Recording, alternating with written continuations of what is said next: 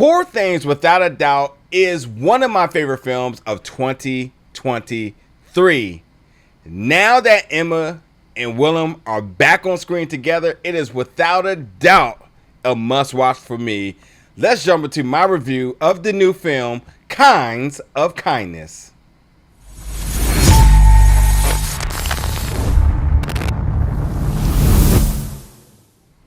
What's up, everybody, and welcome back to the channel today for another review. And today we're going to be reviewing the new film, Kinds of Kindness, coming to theaters June 28th. Yeah, like I said, listen, Poor Things, if you had not seen this film, please go out the way and do so. It is the reason why it won so many different awards during award season last year. It is a fantastic film, and Emma and Willem are just phenomenal in it. And now that they're back on screen together, I say, oh yeah, I got to check this out. And you know, I saw a little snippet of this at CinemaCon this year, and that right there just really put it on my radar. So I was very excited to check this out, and it didn't disappoint. I got so many thoughts with this one. So first things first, in terms of talking about the cast, Emma and Willem are joined by a couple of other names, first being my guy, Mamadou Ati, and then one of the leads, because Mamadou sort of has like a supporting role in the 3 short films within this movie. So I'll talk about that in just a second. But it's really all about Jesse. Jesse is just a phenomenal talent, and I always thought he was a really good actor. But I think, like, for one, this overall movie is a masterclass of acting, but Jesse really showed me something in this. And, you know, Jesse has obviously had some very notable roles and some very notable titles, going back. But I think, like, this may be one of his best roles outside of Killers of the Flower Moon, which, you know, that movie is just in its own little sphere of things. El Camino is another one that kind of jumps out to me as well too. But like, Jesse really showed me something in this film, and I was just kind of just jaw dropped from movie to movie in this, just how good he is. The Irishman is one of his great projects as well too. But let me talk about this real quick, because Poor Things was a very bizarre film. And then it's like Kinds of Kindness said, okay, so hold my beer real quick, because this one is bizarre to the 10th degree. It just never let up.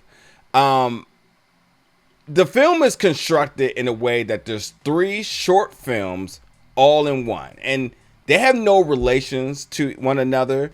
I think there's like small things that may overlap, but they're definitely 3 separate films, which is why I say it's a masterclass of acting, because you see these actors transform from movie to movie into completely different characters, just really displaying their range. And, you know, each of the 3, you pretty much got one particular actor being the lead. Like I say, Jesse was probably the lead for the first one. Emma was definitely the lead for the third one, and I think the second one's probably a little bit of mixture of everybody. But nonetheless, like, you know, I cannot emphasize enough just how phenomenal the acting was in this. But the film keeps you on edge. There's so many different times where I just was kind of just jaw dropped at the developments of this film. Like, I just was not expecting the film to take certain go down certain paths or make certain decisions in the way it did. It did not hold back. I was kind of like, oh wow, and I was kind of like, oh, maybe I should close my eyes. Like, there was moments where I was like mid bite of popcorn, because I was just like, what is about to happen? And then they really do go there. So yeah, this is probably the most bizarre film I've seen in a very long time. Now, I am going to talk about the plot. I am going to talk about the 3 little films, the 3 short films in it. But I want to talk a little bit about the overall in production. First thing with the score, or should I say with the sound effects, they got this really creepy piano key insertion into all of the films across the entire movie. and it's definitely creepy. It's eerie, and whether it's overall in score or if it's just sound effects added to it. I mean, whenever it's a part of the film, it makes every scene that it is uncomfortable. It makes you uneasy because you're just like, what is happening? And they pipe it in hot. So you don't got to worry about missing it. When those keys start to hit, you're just like, oh, okay, something's about to happen. You're on edge with that the entire time. I thought that the cinematography was very creative because it is an artsy film. There's times we can kind of tell it's a little bit of a fish eye, which Poor Things did very well to the T. But there's this other times where there was like some good action shots, like the third film. There's a Dodge Challenger that is a Hellcat, and that camera's keeping up with all of the action shot with this car whipping around and whatnot. They get some really close zoomed up shots to really add to some bizarre moments. And then they also make some there's also some times where black and white is applied, and they use it in a very creative way, and I wasn't mad at that one bit.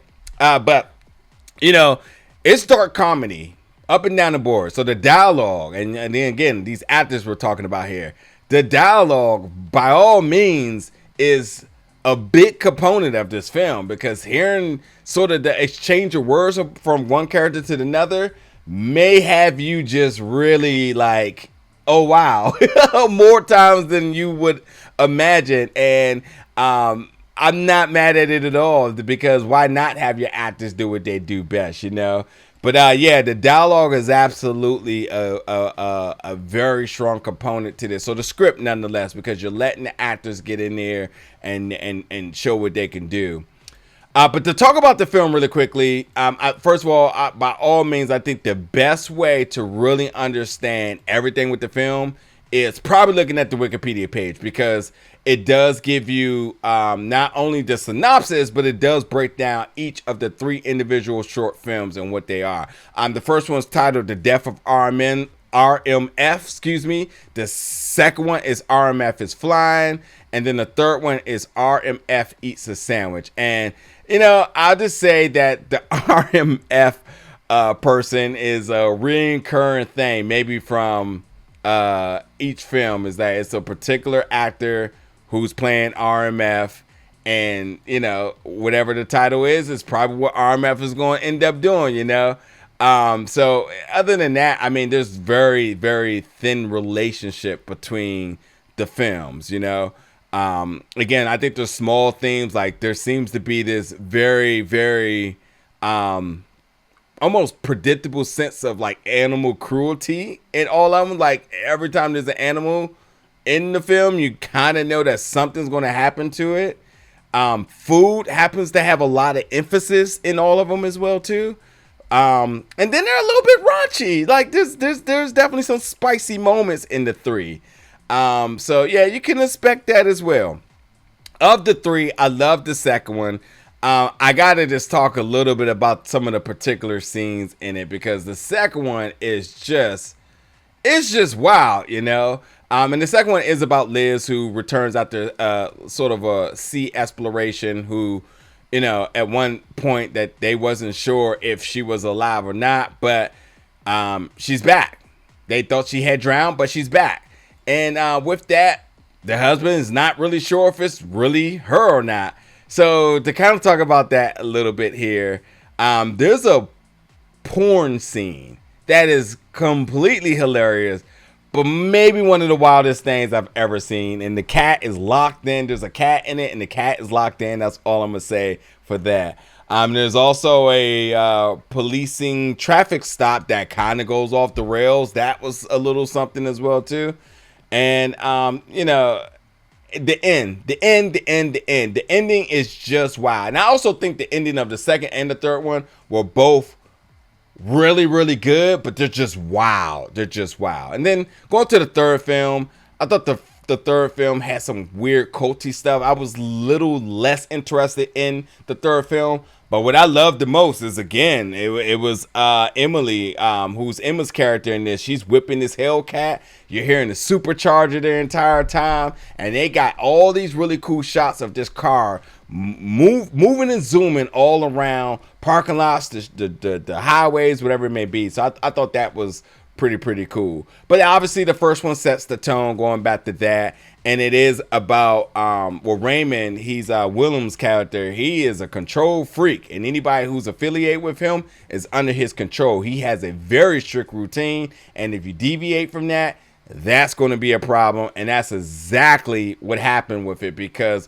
when it came down to Jesse's character Robert, he thought that he could just defy him just one time and it would be okay, and that was not a good thing. And now he becomes like this puppy who's looking for his home, and that brings a very interesting dynamic between them. Like what's gonna happen, you know? But listen, this film is long, 2 hours and 44 minutes, and it feels like it every bit of it. Again, because the third one kind of dragged out longer than I would I liked. The second one was great, actually, to the point that I was like, I would have been okay if it was only two and it ended at the second. The third one did add, to the wildness, the bizarreness, but like it just was so long. I'm never gonna be up with my hands raised for willingness of a 3-hour movie, But across the board, just great acting, just moments that are just going to really catch you off guard. Like you just don't know what to expect. Just a phenomenal cast up and down the board, and there's so many different names I could mention, like Hong, Margaret, Joe, Willem, Jesse, Emma. There's so many folks that's truly involved. I should also mention too, like I was talking about, like the RMF character.